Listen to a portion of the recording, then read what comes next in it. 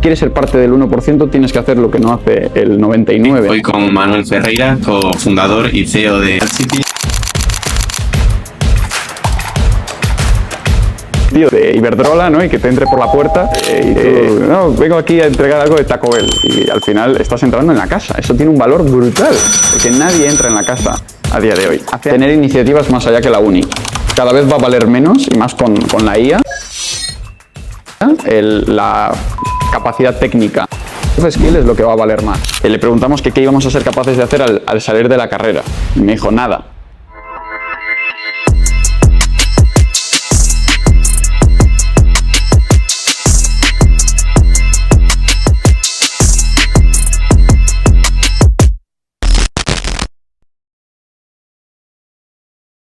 Buenos días, estamos en el 26º episodio de Start the Week, hoy con Manuel Ferreira, cofundador y CEO de AdCities, que es una startup que aspira pues, a reinventar el concepto de marketing urbano por las calles, que bueno, ya nos desarrollará él dentro de poco. Bienvenido, muchas gracias.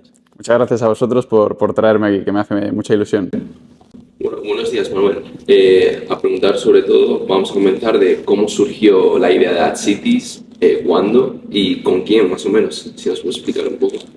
Es una muy buena pregunta, porque bueno, yo vengo del mundo telco. Mi padre tenía tiendas de Airtel, que luego pasó a ser Vodafone por toda España, y había creado una compañía que se llamaba Locatel, que es de gestión de flotas. Es decir, vendían localizadores a camioneros, literalmente, y eres capaz de recoger un montón de datos. Es decir, posicionamiento, velocidad, después te conectas al CAN-bus para ver incluso consumos, y tienes un montón de información.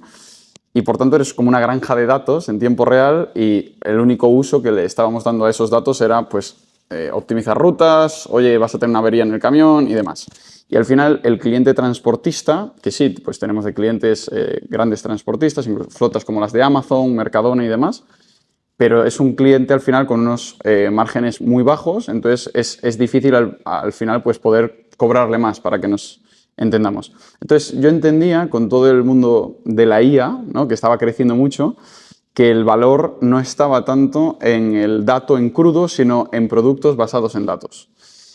Y yo justo hablé con un socio mío, con el que ahora es mi socio, siempre fue una persona a la que yo estuve siguiendo, se llama Jacobo Pelletiero Lumbreras. Él había sido Forbes en 2020 en Estados Unidos, por Marketing Advertising, había montado 2 startups, había estado viviendo en Beverly Hills en la casa de un billionaire, o sea, no entendía nada, porque él es un chico de Vigo, además, ¿no? Y siempre fue una persona que me causó pues, como muchísimo respeto y admiración. Y entonces le conté, le dije, oye, en la empresa familiar tenemos un montón de datos, no le estamos dando más uso que al cliente directo final, ¿por qué no se puede hacer algo con esto? Y justo él me contó que en ese momento en Estados Unidos había sucedido un cambio post-pandemia, ¿no? Situaros que esto es año 2023, y era que la publicidad digital había quedado como colapsada durante la pandemia porque estabas encerrado en casa y no había otra forma de entrar en ese canal, ¿no? O sea, al final del día pues estabas absolutamente... solo tenía la televisión, el móvil y Globo. Eran los únicos 3, yo creo, que entraban en tu casa. Entonces, lo que sucedió en este momento es que el precio se disparó de la publicidad digital. Y las marcas empezaron a ver que ya no era ni tan barato, ¿no? Ni convertía tan bien, etcétera. Porque al final tú veías TikTok, veías un montón de anuncios, pero no comprabas. Entonces, muchas marcas empezaron a buscar alternativas. Y el único canal que se podía reinventar, porque llevaba siendo toda la vida igual, y la gente precisamente quería empezar a salir a la calle de nuevo, era exterior, publicidad exterior, ¿no? Entonces, esto se llevaba haciendo igual 60 años. Literal, era poner una pegatina en un bus, en un MUPI, que son estas las marquesinas de la calle, etcétera. El caso es que siempre había 2 pains, ¿no? dos problemas en publicidad exterior que no se habían resuelto, ¿no? Hasta post-pandemia por varias startups en Estados Unidos. La primera era, faltaban soportes de calidad en vías urbanas que fueran accesibles por más personas. A día de hoy el medio exterior es el canal publicitario más caro, más elitista, podemos decir. Si os veis a la calle vais a ver a Coca-Cola, vais a ver a McDonald's, no vas a ver a Peluquería Pepe. Sí, a la Rolex en Plaza del Portal del Sol mismo. Por ejemplo, o a Schweppes, ¿no? O sea, no vais a ver a marcas locales. En cambio, son las que más necesitan la publicidad exterior, porque al final es local. Entonces, ahí había como un problema de, oye, ¿realmente es porque falta oferta o porque no es accesible para la demanda. Entonces, lo primero de todo pasaba por digitalizar estos soportes en el sentido de ser accesibles desde una plataforma, pues como hizo Airbnb con los pisos. Había millones de pisos latentes que la gente tenía y no estaba explotando, y Airbnb les dio el acceso a digitalizar ese inventario y poder venderlo a cualquier parte del mundo. Y por el otro lado tenías la parte de medición. En publicidad digital, funcione o no, como digo yo siempre, tienes métricas de todo tipo, ¿no? Entonces, a qué hora, dónde hay picos, dónde hay valles, a cuánto te cuestan las impresiones, etc. Eso no estaba pasando en publicidad exterior. No se venden métricas de ningún tipo. Se vende así, emocionalmente. Es más, voy a decir una cosa que es curiosa. Hay una cosa que le llaman el caminito del rey, que es pues, cuando vienen de una empresa multinacional los directivos, le informan al Departamento de Marketing Nacional y se dedica a montar, digamos, los MUPIs y las lonas delante del hotel donde se va a alojar, delante de las oficinas donde van a pasar, para que cuando vayan en el coche oficial digan, joder, se nota que estamos en campaña.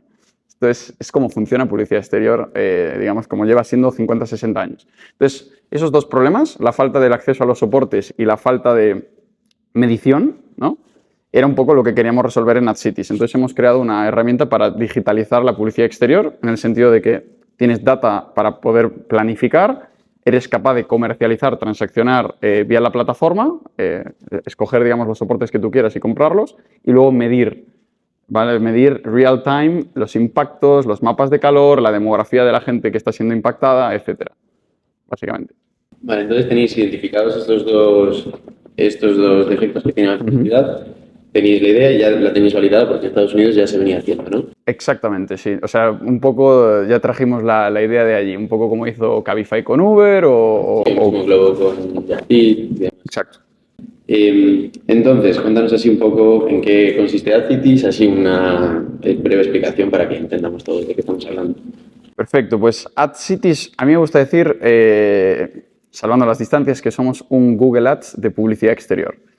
A día de hoy, ¿cómo funciona Google Ads? Realmente existen como dos extremos. Está Google Ads, que es lo que se llama la parte de la demanda, es decir, donde los anunciantes compran, ¿no?, vía la plataforma. Eres capaz de, pues, oye, yo tengo este presupuesto, quiero llegar a segmentar este público y transaccionas. Y por el otro lado está Google AdSense, que es la rama de las páginas web que deciden que, oye, un trocito de su página web lo van a vender a publicidad para que Google, con su programática, te lo intente vender, ¿no? Lo metas en su Ad Exchange. Es literalmente una bolsa. Funciona igual que Wall Street, es un Wall Street de publicidad en tiempo real. Y en el medio, luego al final, pues eres capaz de sacar, cuando conectas ads con AdSense y, por tanto, lanzas campañas de gente que quiere anunciarse con gente que quiere vender sus espacios, sacas analíticas. Entonces, esas es como las tres patas que nosotros queríamos simular en publicidad exterior. A día de hoy, la publicidad exterior se vende por correo electrónico, por teléfono, y eso es inescalable. Y al final, tú tienes que ser una compañía que tenga de presupuesto anual para publicidad exterior $500,000 mínimo, para que una agencia de medios, que se llama, que son las que organizan al final, pues sea capaz de localizarte soportes y te los compre. Y te cobre al final, pues lógicamente, unos management fees. Y eso, pues para las pymes, por ejemplo, es inalcanzable. Es absolutamente imposible. No vas a tener ni el presupuesto, no te van a hacer ni caso. Si llegas allí con 5.000 euros al mes, se van a reír de ti. Entonces, lo que nosotros queríamos hacer era, pues, al final, acercar, democratizar la publicidad exterior. Y de esa manera, al final hay un montón de invendido que nosotros, pues, ayudamos a los exclusivistas, que son las compañías que tienen todos estos soportes de publicidad que le pagan los cánones al ayuntamiento y que si no lo venden, se tira, porque ya lo han pagado, pagan mensualmente, van a riesgo.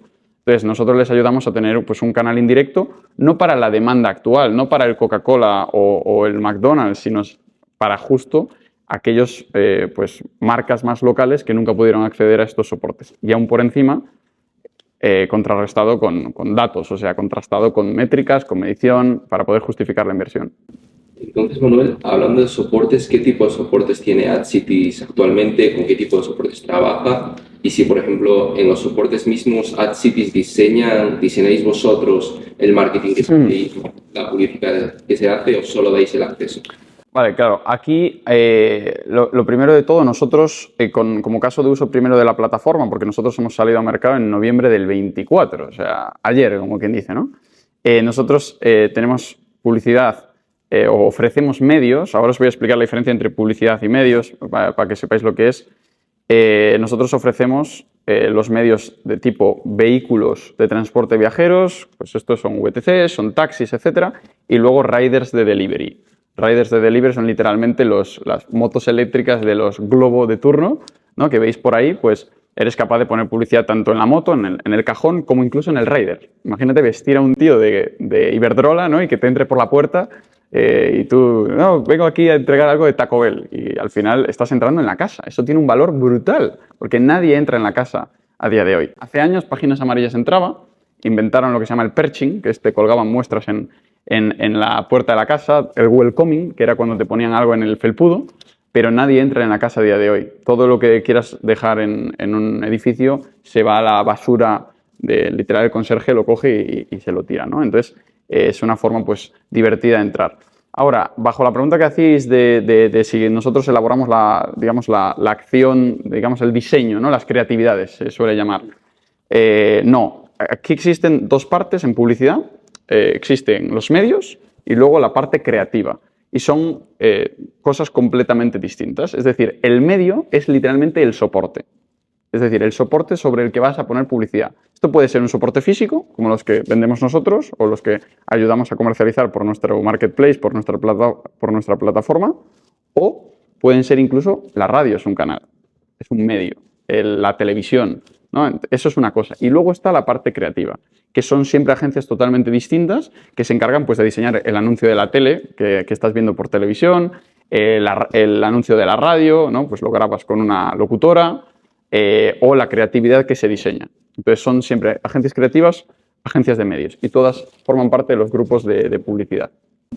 Vale, entonces, por sintetizar un poco, AdCities es un marketplace donde yo, por ejemplo, como caso de uso, yo que soy un rider de Uber, tengo mi taxi que lo voy moviendo todo el día por la ciudad, ¿me puedo poner en vuestra plataforma o es Uber como compañía la que pone a disposición su flota? No, son las flotas. Justamente nosotros trabajamos con flotas que pueden ser autónomos o pueden ser empresas que tienen pues, precisamente pues, 20 VTCs, 30 taxis, etcétera. Sí, sí, sí. Vale, bueno, y ahora, cambiando un poco de tema, queríamos saber un poco quién es Manu Ferreira, quién es el que está detrás de esto y un poco tu background, cómo llegas hasta aquí y bueno, luego pues también, bueno, ya te preguntaré luego, pero preparando el podcast vi que también tenías Quantum Society, que la fundaste hace unos años, también qué consiste, porque creo que colaboraste, si no me equivoco, con Jesús Santolaya, entre otros, y demás personajes importantes dentro de este mundo. Sí, bueno, ¿quién es Manuel Ferreira? Soy un chaval muy curioso siempre, la verdad. Cuando yo era pequeño pues me gustaba hasta leer la Wikipedia. A los 8 años yo me ponía a leer y descubrí que, claro, cuando entraba a leer de agujeros negros, la segunda palabra tenía un hipervínculo que yo no sabía lo que era, pero si le pinchaba me llevaba a otra página. Entonces, para acabar leyendo una página tardaba 6 horas porque no entendía nada de lo que ponía, ¿no? Pero siempre me gustaba aprender. Entonces, yo creo que bajo esa premisa, por eso entré a estudiar Ingeniería Industrial. Me di cuenta en el mes 2 de la carrera que yo debería haber estudiado Física, pero dije, bueno, mira, esto no me va a sobrar y va a ser útil. Entonces decidí acabar Ingeniería Industrial, la hice en Vigo y en Málaga, y después me fui a estudiar Física a King's College en Londres. Y mi idea era hacer un doctorado en astrofísica, en el JPL, que es el Jet Propulsion Laboratory, que es para la NASA, es el que prepara los cohetes y demás. Y en el último año me hice un dropout. En el último año, top 3% de la clase, dejé la carrera. Era como locura, ¿no? Bueno, yo siempre digo, era la segunda carrera, no era la primera, entonces tengo una carrera y 2/3 de otra, porque allí son 3 años en Inglaterra. Pero la realidad es que me di cuenta de, sí, vale, se me da bien la física, me gusta esto, pero siempre he tenido espíritu emprendedor. Justo cuando yo estaba en medio de ingeniería, que no sueles tener mucho tiempo libre, los ingenieros lo sabéis, yo monté una ONG que se llamaba Quantum Society con la única idea de, oye, tengo 20 años, soy un friki y mis amigos no son unos frikis. Voy a encontrar amigos frikis. Y como no estaban cerca, pues, oye, entendía que virtualmente se podían encontrar. Y lo que creé fue un grupo de WhatsApp, así de naif, ¿vale? Para que os hagáis a la idea. Y puse en Instagram, oye, quien se quiera unir a un grupo para hablar de ciencia y tecnología, que lo haga, que me escriba. Se metieron 6 personas. Y esas 6 personas yo les dije, oye, compartid el mensaje, a ver qué pasa. En 3 horas se llenó el grupo. era año 2020, prepandemia, justo 2 semanas antes, y tuvimos 250 personas en 3 horas. Y dije, hostia, esto no es escalable. En un grupo de WhatsApp, como empiecen a hablar y empiecen aquí cada uno a hablar de su tema, esto se va de madre. Entonces, creé un blog porque entendía que era una forma, pues que la gente era divertido a lo mejor que yo escribiera un artículo, porque a los frikis de ciencia y tecnología nos encanta explicar cosas y leer. Entonces tenía todo el sentido que unos escribieran, otras personas que tuvieran 2-3 años más conocimiento, pues doctorados y demás, corrigieran esos artículos y los publicáramos para que otros lo leyeran. Era como una revista Science gratuita. Así nació. Después fuimos a otras plataformas como YouTube, es decir, pues ya empezamos a hacer entrevistas a divulgadores. Javier Santaolalla acabó siendo súper amigo, de hecho estuve el martes pasado comiendo con él, aquí en Madrid. Entrevistamos a, yo qué sé, al presidente de la NASA en España, Tony Carro, que es gallego como yo, curiosamente. Nos fuimos al CEO de Hyperloop TT, los de trenes de levitación magnética, empresas de submarinos, los que fueron los de Triton Submarines, los primeros en encontrar un Kraken en la vida real, con Discovery Channel, creo que había sido. Entonces, bueno, cosas súper chulas. Vimos empresas por dentro, como Zendal, que hacen vacunas, nos metimos con traje presurizado. Al final era súper divertido y acabamos siendo 50 personas trabajando. Nadie ganó un euro nunca, era una organización sin ánimo de lucro. Y al revés, de hecho la pagaba yo mayoritariamente, ¿no? Pero me parecía divertido y conocí un montón de gente, llegamos a tener bastantes miles de seguidores y sobre todo, pues yo creo que nos lo pasamos bien. Y me animó al final a tener ese espíritu emprendedor dentro de que estaba estudiando una carrera que tampoco me daba mucho tiempo. Pero ahí descubrí que me gustaba eso. Manuel, ahora que hemos escuchado más o menos toda tu trayectoria, hemos visto que eres una persona con muchísima iniciativa y proyectos personales.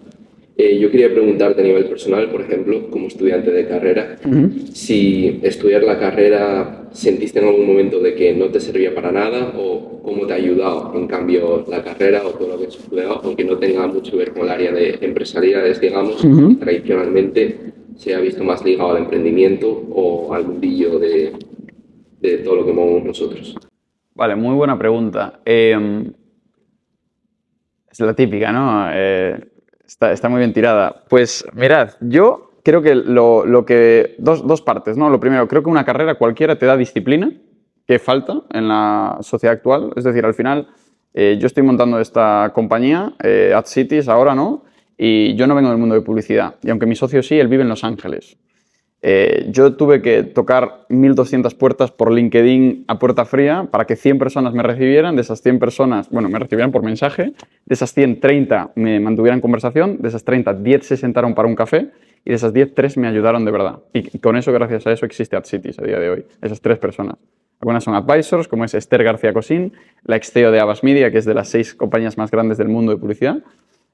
O Fernando Rodríguez, ex CEO de Publicis, que es otra de las 6 más grandes, pues son advisors en nuestra compañía y les conocí gracias a esto. Y es disciplina. Y es una disciplina que yo creo que te enseña el hecho de una carrera, el hecho de a veces hacer cosas que no quieres hacer para obtener otras a largo plazo que sí. Y por el otro lado, sí que la carrera científica, sobre todo física, incluso más, pero bueno, ingeniería también, te da una perspectiva de comprender patrones, pienso. Es decir, te permite... Esto lo hablan muchos fundadores que tienen perfil tecnológico o al revés, o cofundadores que no vienen de perfil tecnológico y tienen otros socios que sí, y hablan de cómo sí que te da una visión de ser capaz de identificar dónde está la raíz del problema. Es muy distinto. Me pasa con tenemos un fondo de inversión, se llama Demium, Jorge Dobón, un crack, es el CEO, lo creó a los 23 años, ahora tiene unos 34 creo. Cuando queda conmigo me hace bastante mentoring, ¿no? Y me pregunta... Oye, ¿dónde está el bottleneck en ventas? Y yo, bueno, pues está en, yo qué sé, no llegar a más anunciantes. Y dice, no, pero ¿dónde está? O sea, y yo, bueno, en que tengo que llegar, entonces está en ti el problema. Y yo, hostia, ¿sabes? O sea, el tío empieza a tirar y creo que esa mentalidad te la da una formación científica. No tienes que ser científico, pero es una mentalidad que te da la ciencia. Y yo creo que una frase que me dijo un profesor ingeniero resume muy bien esto también, que decía... Le preguntamos que qué íbamos a ser capaces de hacer al salir de la carrera. Y me dijo, nada. Y yo, joder, duras declaraciones. Pero me dijo, ojo, pero sí vas a ser capaz de aprender a hacer cualquier cosa. Ok, entonces ya es distinto.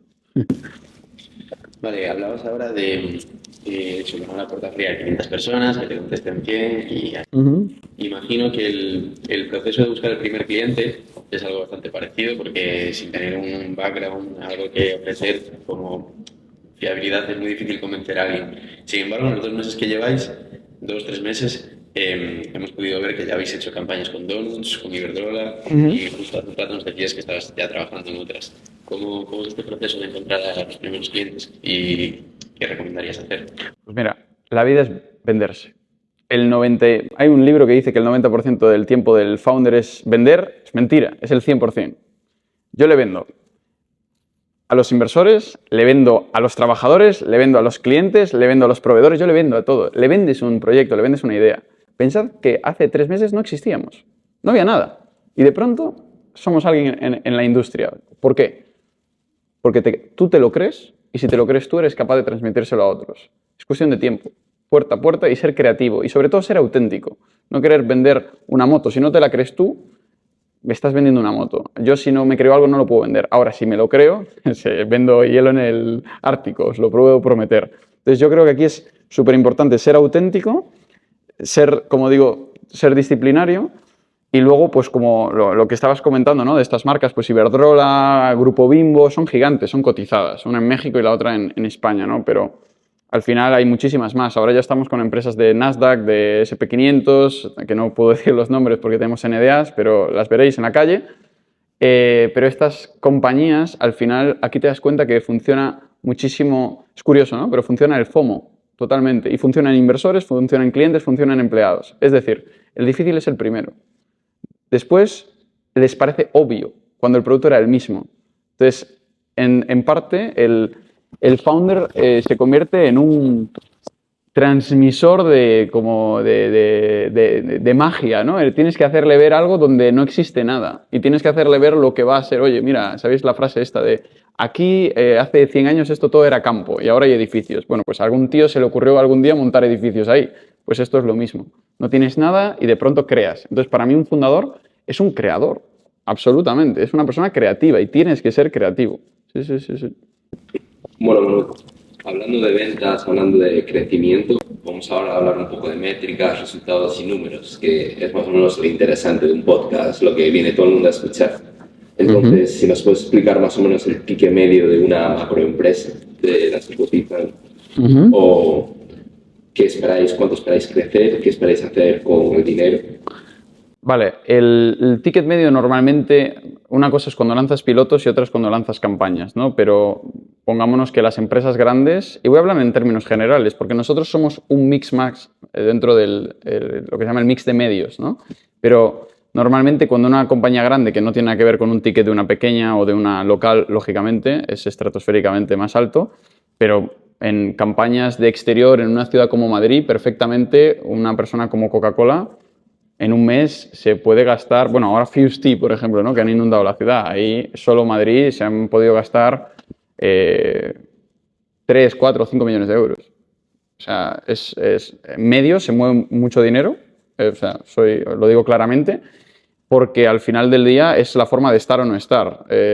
Yo siempre digo, Berlusconi, todos estos grupos Prisa y demás, son grupos de medios. Y al final eres capaz incluso de... que no suene mal, ¿no? Pero controlando a la población. Otra cosa es lo que hagas, ¿no? Con esa población, el mensaje que quiera transmitir, pero la realidad es que tienes mucho poder. Y en prensa se ve claramente porque lo llevas al tema político, pero en la calle estás haciendo que tu marca exista, que la gente te siga en redes, que vayas a comer a un sitio y no a otro, lo que se llama consumo por impulso, que, hostia, el bus del Mago Pop, entonces voy a comprar entradas para el Mago Pop. Entonces, hay mucho poder en medios, muchísimo poder, más que en la parte creativa. La parte creativa es como el complemento y es lo divertido y puede hacer que el medio se potencie más, pero tener medios es muy potente. Vale, siguiendo un poco la línea de las métricas, imagínate que yo tengo, pues eso, una peluquería y llego con 5.000 euros para gastar al mes en AdCities.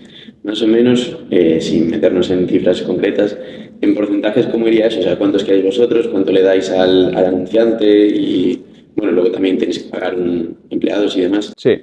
A ver, nosotros, como en cualquier marketplace, yo que sé, hace poco vi el podcast de Oscar Pierre, ¿no? Decía que el GMV, de la facturación, de todo lo que pasa por ellos, eso incluye lo que paga el cliente y todo, un tercio se lo queda Globo al final, ¿no? Pues nosotros más o menos al final es incluso un poco menos, pero funcionan todos los marketplaces igual. Siempre los márgenes, estás hablando siempre entre un 10 y un 30%, que es lo que te acabas quedando. Eso funcionan todos igual. No hemos inventado la rueda en ese sentido. Vale, y por ejemplo, me imagino que AdCities, este concepto es algo sumamente nuevo, que ha lanzado hace 2 o 3 meses. ¿Tenéis algún competidor directo o indirecto? Como tal, no. En España no existe ninguno, pero existen empresas que hacen medición y existen empresas que han intentado la comercialización de soportes como un marketplace de, oye, yo listo aquí digitalmente y lo contratas. Pero nadie nunca había hecho las dos cosas. Y entendíamos que no tenía sentido vender un producto listado digitalmente que, joder, si sabes cuál es, vas a poder llamar por teléfono y a lo mejor te hacen caso, lo que se llama circumvention, ¿no? Puenteas el marketplace. Y lógicamente no tienes ningún tipo de medición, con lo que no puedes justificar la inversión y viceversa. Y si yo solo mido solo tengo la medición, soy una empresa como sí, súper tecnológica, pero al final del día no eres capaz de ir más allá. En cambio, si tienes las dos patas, eres capaz de hacer el ciclo completo: planificación, comercialización y medición. Y al final es un círculo virtuoso. Entonces, ¿a quién diríais que molestáis? ¿A qué empresas le quitáis cuota de mercado? A día de hoy, en España, como digo, el hecho de que no exista una que haga una parte u otra, yo creo que no le quitamos a ninguno. Complementamos y crecemos la industria. Hay una frase en Estados Unidos que se dice, cuando sube la marea, ¿no? Suben todos los barcos. Y es verdad. Os explico. En publicidad exterior, el hecho de que se haya vendido de forma tan sumamente manual, analógica y elitista, solo es un problema para los players de exterior.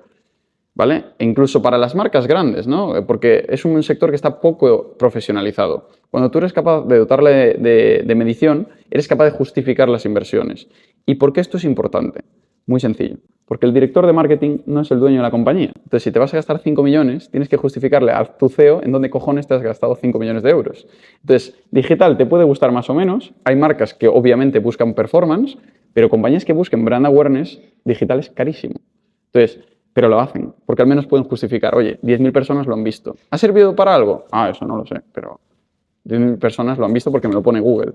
Pues esto es lo mismo aquí. Si tú eres capaz de agregar estos soportes, de vender todo el invendido, de ser capaz de darle acceso a marcas que nunca habían podido y aún por encima medirlo, le aportas mucho más valor a la industria. Y a día de hoy, para que tengáis números, la industria publicitaria de exterior en España supone menos de un 5% de la inversión publicitaria anual. Y estamos hablando de menos de 500 millones de euros. Muy poco dinero. ¿Eso es porque no haya, como digo, falten soportes o demás? No, realmente es porque no se está explotando bien, no se ha profesionalizado. Sigue siendo un mercado demasiado intransparente e inaccesible. Y, como digo, es lo mismo que hizo Airbnb. Das acceso a las agencias de real estate, donde antes si querías un piso tenías que llamar a Grecia a ver si hablas el idioma. Mi padre no habla inglés, entonces acabaría yendo a Ibiza. Conseguías un piso, te mandaban fotos malamente y pagabas unos fees del carajo. Y con Airbnb todas esas agencias digitalizaron, no le quitó el mercado, todo lo contrario. Digitalizaron su acceso y vendieron a todo el mundo en tiempo real. Y aún por encima, gente como podríamos ser nosotros, con un piso, 2 pisos, bueno, como tendríamos nosotros, pudieron vender directamente también sus pisos por ahí. Entonces yo creo, como digo, en el poder de los marketplaces. Globo es mi startup favorita. De hecho, soy inversor de Delivery Hero, que es la matriz de Globo. Está en bolsa, o sea, podéis comprar cualquiera, no hay que ser millonario. Vale, entonces Manuel, hablando de todo esto y de crecimiento que pueda ser, ¿opina usted que el retail o el mundo de la publicidad exterior es un mercado que cabe muchísimo crecimiento o se va a digitalizar todo? Ahora con las nuevas ciudades que se está digitalizando todo más o las nuevas generaciones que están ya creciendo de la mano a la tecnología, a las pantallas, ¿cree que el mundo exterior, el mundo físico, tiene margen de crecimiento o va a estancarse? Me gusta que me trates de usted. Tengo 25 años, por favor, pero te lo agradezco. Pero, a ver, el mundo, aquí hay que diferenciar dos cosas, ¿no? Es decir, todo lo que has comentado de con pantallas y demás, realmente eso es exterior también. Eso es dentro de publicidad exterior. Es decir, para mí es un canal que yo vendería. Lo que pasa es que hay dos tipos de exterior. El out of home, o OH, es la publicidad exterior, en inglés se llama así, y vais a entender por qué le llamo así, que es bastante mejor, porque publicidad exterior Por ejemplo, no incluye los MUPIs dentro de un mall. Y eso es out of home, porque es publicidad fuera de casa. Es decir, es todo aquello que no es a través de la radio, la tele, la prensa o el móvil. Entonces, ¿qué sucede aquí? Que existe out of home offline, el de toda la vida, papel, pegatinas, y el digital, digital out of home. Entonces, pero los dos son parte de fuera de casa. Entonces, lo que yo sí os puedo decir, y esto es, podéis ver las tendencias, hay una startup que todos conocemos que se llama Fiverr App, que son los del Candlelights, que era una empresa, como quien dice, no en bancarrota, pero casi, ¿no? Durante la pandemia tenían 40 empleados y ahora tienen, no sé si 3.000 o 4.000, o sea, 4 años después, es una locura y vale 2 billion, o sea, es una compañía brutal. Y el motivo es obvio, han crecido porque la gente ha querido irse a experiencias en la calle, a experiencias inmersivas. Entonces la publicidad va hacia ahí. ¿Qué quiere decir eso? Que sí, digital va a existir y es muy bueno para hacer performance, para medir compra real, porque al final la intención de compra, como decía Oscar Pierre, ¿no? En Globo, oye, tú te vas a salir ahí, estás viendo un supermercado y con un clic lo vas a comprar. Pero exterior es como el complemento perfecto y justo ahora que prensa está cayendo, que tele está cayendo, que la radio pierde audiencia, solo va a quedar exterior. Es decir, el complemento va a ser digital y exterior. Y más todavía, herramientas como la nuestra, yo al poder medir la gente que pasa por la calle y ve los anuncios de publicidad exterior, yo voy a ser capaz incluso de retargetizar, de hacer una activación en el teléfono a esa misma gente. De forma que una persona que haya sido 10 veces impactada en la calle por un coche, un VTC, un bus, un MUPI, una lona gigante en Callao de Coca-Cola, pues yo le voy a decir, oye, esta persona seguro ha visto la campaña en la calle, vamos a continuar en casa, ¿no? ¿Y cómo? Activación digital. Esto se puede hacer a día de hoy y se hace. Entonces, entended que va a dejar de ser publicidad exterior y publicidad digital y va a pasar a ser publicidad emerging. Entonces, bueno, yo tengo un par de preguntas ligadas a lo que te voy a preguntar ahora. Primero es cómo os vais a adaptar a este cambio, igual lo estáis llevando vosotros en España. ¿Cómo os vais a preparar frente a entradas de futuras empresas? Porque al final, si es un mercado tan verde, si es un océano azul, entrarán muchas empresas a competiros. Y por último, un poco ligado a esto, igual no mucho, quería saber también un poco cómo repartís el equity, cuánto habéis levantado en rondas de inversión y cuántos habéis diluido con eso, porque al final siempre es la principal traba cuando empiezas a levantar rondas. Pues muy buena pregunta. A la primera voy en orden, como buen gallego. El mercado está latente, o sea, esto va a suceder, o sea, es real que las marcas exigen ya métricas cada vez más, exigen accesos digitales, entonces era algo que iba a suceder. O sea, no estábamos inventando la rueda, estamos cubriendo una necesidad latente del sector. Entonces, ¿qué sucede aquí? Dos cosas, ¿no? Obviamente, como dice el otro, el first mover advantage, pues obviamente te da una ventaja. Al final, ser el primero en entrar en algo, y la fortuna es que en España vamos muy por detrás siempre en el mundo de digitalizar cosas, entonces era una ventaja. Mi socio viene toda su vida en Estados Unidos, todas sus startups fueron en Estados Unidos. Al final veníamos con una ventaja del know-how y de conocer el sector, y es como ver el futuro, ¿no? O sea, ves Estados Unidos y entonces vuelves a España y es como sabes lo que va a suceder. Estás viendo el futuro. Entonces, es lo que, como decíamos, lo ha hecho Cabify, lo ha hecho Globo, lo han hecho todas estas compañías. Idealista, ¿no? Entonces, eso es una realidad. Después, pues obviamente no quedándote en España. Nosotros rápidamente queremos ir a Latinoamérica. Es un mercado brutal, sabemos que hay un montón de oportunidades y tenemos claro que ese es el destino de aquí a un año, como mucho, ¿no? Y luego, en tema de, claro, esto quema caja, ¿no? Es decir, hay que tener dinero. Entonces, yo, el principio de esta compañía lo financié yo. Había ganado dinero en bolsa. Cuando estaba en la carrera, mis padres me daban dinero. Yo no lo usaba porque era un friki, estaba en casa y reinvertía todo. Y invertí en Nvidia, en Tesla, entonces fue bastante bien. Y con eso, pues, financiamos la compañía, pero para arrancar. O sea, poco dinero, ¿no? Tampoco me había hecho millonario. Entonces, hicimos una primera ronda y única ronda de momento, una pre-seed, antes de salir a mercado, 2 semanas antes de salir a mercado. Habíamos desarrollado durante un año el producto y se cerró el 31 de octubre, el día de Halloween. De hecho, estaba vestido de monaguillo porque era una fiesta de disfraces de Halloween y iba vestido, era de Assassin's Creed técnicamente, pero según mi madre iba de cura. Y cerramos una ronda donde levantamos casi $1 millón. vendimos un 18% más o menos, o sea, ahí tenéis más o menos la valoración, pues eso era unos 4,3 millones post en euros. Tío, perdón, Es un aviso porque son I20, pero ahora ya vamos terminando, ¿no? Vuelvo a esto. Entonces, eso, levantamos casi $1 millón. Nos diluimos, pues es un 18%. Nosotros tenemos un 10% para ESOPs, pues para empleados, advisors y demás. Y el resto quedaba para mi socio y para mí. Estábamos al 50%. Entonces, bueno, pues eso es un poco como lo tenemos. Bueno, hay que decir que esta podcast ha estado impresionante y hemos escuchado un sector, bueno, hemos aprendido a escuchar sobre un sector que parece tan opaco de primera vista y tan fácil de tocarlo, porque al principio hemos dicho que era intangible y parecía muy complicado entrar a este sector o cómo conectarse y ver que claramente es una oportunidad de negocio. Así que muchas gracias, Manuel Ferreira, y si podemos hacerte una última pregunta de interés más o menos personal, curiosa, es, por ejemplo, ¿qué le dirías a tu tú de hace 7 años, digamos, 6 años, que no eres tan mayor, es un buen ejemplo de emprendedor, joven y ambicioso, digamos?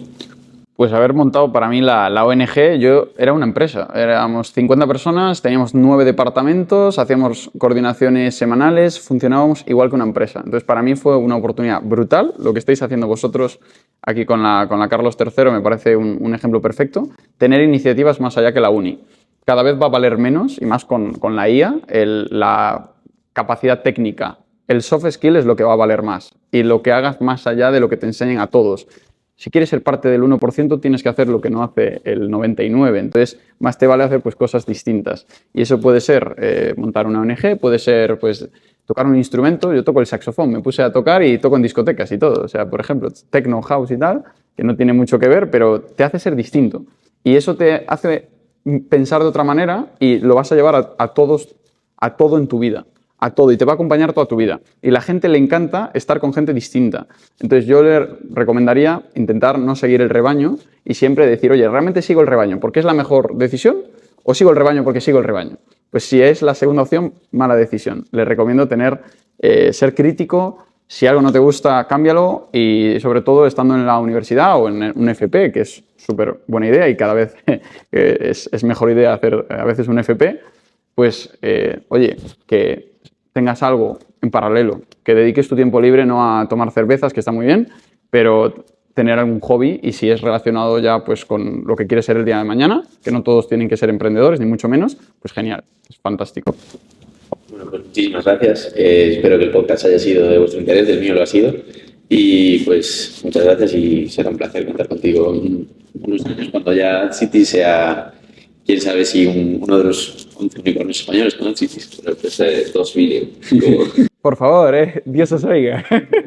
Muchas gracias, de verdad. Gracias a vosotros por invitarnos y espero veros pronto por aquí. Si llegamos, ya digo, al unicornio, os prometo que os llevo a la oficina, vamos en helicóptero, ¿vale? Dicho queda, que está grabado. Muchas gracias.